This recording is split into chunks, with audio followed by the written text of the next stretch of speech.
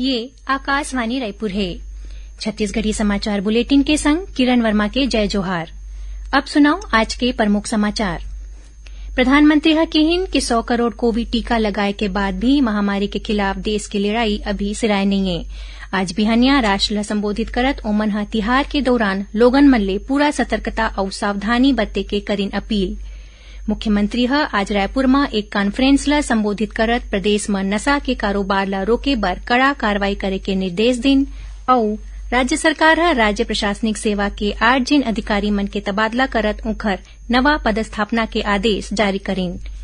अब समाचार विस्तार ले। प्रधानमंत्री नरेंद्र मोदी ह कहिन है कि 100 करोड़ कोविड टीका लगाए के आंकड़ा पार करे के बावजूद महामारी के खिलाफ देश के लड़ाई अभी नहीं सिराए है। ओमन कहिन कि सब्बो झिन ल कोविड दिशा निर्देश के पालन सुनिश्चित करना चाहिए। आज बिहनिया राष्ट्र ल संबोधित करत प्रधानमंत्री ह तिहार के दौरान लोगन मन ले पूरा सतर्कता अउ सावधानी बरते के अपील करिन। प्रधानमंत्री ह कहिन कि भारत के टीकाकरण अभियान म सबका साथ सबका विकास, सबका विश्वास और सबका प्रयास ए नारा ह सुघ्घर उदाहरण हरय। ओमन कहिन कि भारत ह एक मुश्किल अउ असाधारण लक्ष्य ल सफलतापूर्वक हासिल करे हे। ओमन ए उपलब्धि के श्रेय 130 करोड़ देशवासी मन के प्रयास ल दिन। श्री मोदी ह कहिन कि 100 करोड़ वैक्सीन सिर्फ एक संख्या नहीं है, फेर एह एक राष्ट्र के रूप म देश के क्षमता ल बताथे। ओमन कहिन कि दुनिया भर म 100 बछर म पहली घाव फैले ए महामारी ले भारत जौन तरीका ले निपटे हे ओह प्रशंसनीय हरय। ए महामारी के दौरान भारत ह साबित करे हे कि ओह टीका के विकास अउ अनुसंधान बर कोनो भी तरीका ले विकसित देश मन ले पाछू नहीं है। देशभर में टीकाकरण अभियान में अब तक 100 करोड़ 59 लाख ले ज्यादा कोविड टीका लगाए जा चुके हैं। केंद्रीय स्वास्थ्य मंत्रालय है बताइन कि काली 61,27,000 ले ज्यादा के टीका लगाए गेस। यही बीच छत्तीसगढ़ में कोरोना वैक्सीन के पहला डोज लेवैया मन के संख्या 1.5 करोड़ ल पार कर दे है। उन्हें प्रदेश में 66 लाख ले ज्यादा लोगन मन दूसरा डोज घलो लगवा डारे हैं। स्वास्थ्य विभाग के अनुसार पहली और दूसरा खुराक मिला के प्रदेश में अब तक 2 करोड़ 22 लाख ले ज्यादा टीका लगाए जा चुके हैं। मुख्यमंत्री भूपेश बघेल ह कहिन है कि प्रदेश में हुक्का बार ऊपर पूरा तरीका ले रोक लगाए जाही। ओमन प्रदेश में नशा के कारोबार ल रोके बर कड़ा कार्रवाई करे के निर्देश दिन है। आज राजधानी रायपुर में पुलिस महानिरीक्षक और पुलिस अधीक्षक मन के कॉन्फ्रेंस ल संबोधित करत मुख्यमंत्री ह कहिन कि छत्तीसगढ़ में दूसर राज्य मन ले नशीला पदार्थ के अवैध बिक्री और तस्करी ल रोके बर कड़ा कार्रवाई करे जाए। ओमन नशीला पदार्थ के कारोबार ऊपर प्रभावी रोकथाम बर ओडिशा, मध्य प्रदेश और राजस्थान जैसे सीमा ले लगे राज्य मन के अधिकारी मन संग आईजी और एसपी ल बैठका करे के निर्देश दिन है। सांप्रदायिक घटना ल रोके और शांति व्यवस्था बनाए खातिर मुख्यमंत्री ह जम्मू पुलिस अधीक्षक मन ल अपन जिला में गुप्तचर सूचना तंत्र ल अउ बने ढंग ले विकसित करे के सुझाव दिन। संगे संग पुलिस अधीक्षक मन ल हर जिला में सोशल मीडिया की निगरानी बर विशेष दल बनाए बर कहिन और सोशल मीडिया में अफवाह फैलाए वाला मन ल चीन के ओमन के खिलाफ कड़ा कार्रवाई करे जाए। मुख्यमंत्री ह जम्मू एसपी और आईजी ल अपन क्षेत्र में धोखाधड़ी करैया चिटफंड कंपनी मन के पदाधिकारी मन ल तुरते गिरफ्तार करे और कानूनी कार्रवाई करे के निर्देश दिन। ओमन कहिन कि कलेक्टर और एसपी आपसी तालमेल के संग दोषी चिटफंड कंपनी मन के संपत्ति ल पहचान के ओला तुरते कुर्क करे के कार्रवाई करें। कॉन्फ्रेंस में गृह मंत्री ताम्रध्वज साहू, कृषि मंत्री रविन्द्र चौबे, मुख्य सचिव अमिताभ जैन, गृह विभाग के अपर मुख्य सचिव सुब्रत साहू और पुलिस महानिदेशक डीएम अवस्थी समेत संबंधित विभाग मन के वरिष्ठ अधिकारी घलो मौजूद रहिन। रायपुर ले भोपाल बर सीधा विमान सेवा अवैया 2 नवंबर ले चालू होवत है। इस संबंध में दुर्ग के सांसद विजय बघेल ह अपन दिल्ली प्रवास के दौरान केंद्रीय नागरिक उड्डयन मंत्री ज्योतिरादित्य सिंधिया ले भेंट करके रायपुर एयरपोर्ट में सुविधाएं बढ़ाए समेत छत्तीसगढ़ में हवाई सेवा के विस्तार ले जुड़े आने विषय ऊपर चर्चा करके अपन मांग राखे रहीन। छत्तीसगढ़ी समाचार बुलेटिन आप मन आकाशवाणी रायपुर ले सुनत हो। छत्तीसगढ़ के खबर ले है आपकी वास्ता और खबर के विश्वसनीयता ले है हमर वास्ता। आकाशवाणी समाचार रायपुर के प्रादेशिक समाचार बुलेटिन के संगे संग हमार समसामयिक कार्यक्रम आप रेडियो के संग अपन मोबाइल में घलो सुन सकत हो। आकाशवाणी समाचार फेसबुक, ट्विटर और यूट्यूब में घलो हावय।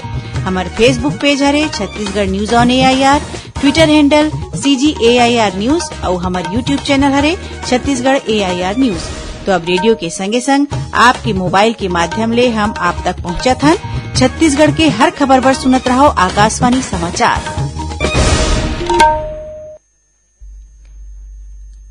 अब आगू बढ़बो बाँचे समाचार कोती। देश के आजादी के 75 बछर पूरा होए के मौका में आजादी के अमृत महोत्सव के तहत प्रादेशिक समाचार एकांश आकाशवाणी रायपुर डहर ले प्रश्नोत्तरी कार्यक्रम शुरू करे गे हे।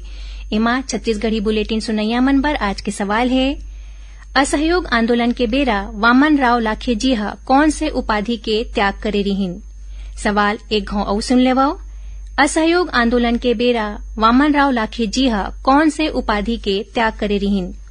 श्रोता मन ह अपन जवाब ईमेल आईडी raipurwal@gmail.com म या फोन नंबर 9424208182 म एसएमएस के माध्यम ले भेज सकत हैं। जौन श्रोता के सही जवाब सबले पहली मिलही ओला विजेता माने जाही और ओखर नाव के घोषणा काली के छत्तीसगढ़ी समाचार बुलेटिन में करे जाही। संगे संग ओला प्रादेशिक समाचार एकांश डहा ले प्रमाण पत्र घलो जारी करे जाही। राज्य सरकार ह राज्य प्रशासनिक सेवा के 8 जिन अधिकारी मन के तबादला करत ओखर नवा पदस्थापना के आदेश जारी करे हे। आदेश के अनुसार सरगुजा के अपर कलेक्टर संतन देवी जागड़े ला सरगुजा में विशेष कनिष्ठ कर्मचारी बोर्ड के परीक्षा नियंत्रक और उप आयुक्त बनाए गए हे। उन्हें रायपुर के अपर कलेक्टर पद्मनी भोई साहू ला इही पद में दुरुग भेजे गे हे। ऐसने दूसर अधिकारी मन के प्रभार में घलो फेर बदल करे गे हे। सुकमा जिला में सुरक्षा बल ह माओवादी मंडाहा ले 50 टीन गड्ढा में लगाए गए 1000 स्पाइक बम बरामद करीन है। मिले जानकारी अनुसार केंद्रीय रिजर्व पुलिस बल सीआरपीएफ और जिला पुलिस बल के संयुक्त दल अरलपल्ली इलाका में तलाशी अभियान पर निकले रहिस। इस दौरान माओवादी मंडाहा ले छिपाए गए बम ला बरामद करे गिस। राजनांदगांव जिला के मलैदा कैंप में तैनात भारत तिब्बत सीमा पुलिस बल आईटीबीपी और छत्तीसगढ़ सशस्त्र बल सीएएफ के 21 जिन जवान जहरीला भोजन खाए ले बीमार हो गिन। इन जम्मो जवान मन ला खैरागढ़ के सामुदायिक स्वास्थ्य केंद्र में भर्ती कराए गए हे और ओमन के हालत खतरा ले बाहिर बताए गए हे। घटना के सूचना मिले के बाद मुख्यमंत्री भूपेश बघेल ह राजनांदगांव के कलेक्टर और पुलिस अधीक्षक ला जम्मो पीड़ित जवान मन के सुघ्घर इलाज करे के व्यवस्था करे के निर्देश दिन।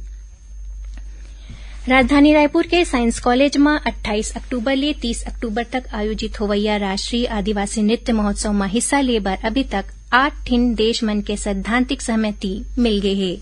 एमा युगांडा, नाइजीरिया और उज्बेकिस्तान समेत दूसर देश शामिल हरे। इन नृत्य महोत्सव में भारत के 29 राज्य के कलाकार मन घलो अपन प्रस्तुति दीही। इही बीच दुर्ग के संभाग स्तर के आदिवासी नृत्य महोत्सव काली भिलाई में संपन्न हुईस। ए मौका में गृह मंत्री ताम्रध्वज साहू और आदिम जाति विकास मंत्री प्रेम साय सिंह टेकाम विजेता दल मन ला पुरस्कृत करीन। आखिर में प्रमुख समाचार एक घाव फेर। प्रधानमंत्री ह कहिन कि 100 करोड़ कोविड टीका लगाए के बाद भी महामारी के खिलाफ देश की लड़ाई अभी सिराए नहीं है। आज बिहनिया राष्ट्र ला संबोधित करत ओमन ह तिहार के दौरान लोगन मन ले पूरा सतर्कता और सावधानी बरते के करेन अपील। मुख्यमंत्री ह आज रायपुर में एक कॉन्फ्रेंस ला संबोधित करत प्रदेश में नशा के कारोबार ला रोके बर कड़ा कार्रवाई करे के निर्देश दिन और राज्य सरकार ह राज्य प्रशासनिक सेवा के 8 जिन अधिकारी मन के तबादला करत ओखर नवा पदस्थापना के आदेश जारी करीन। एकरे संग छत्तीसगढ़ी समाचार बुलेटिन इहे सिरावत हे। जय जोहार।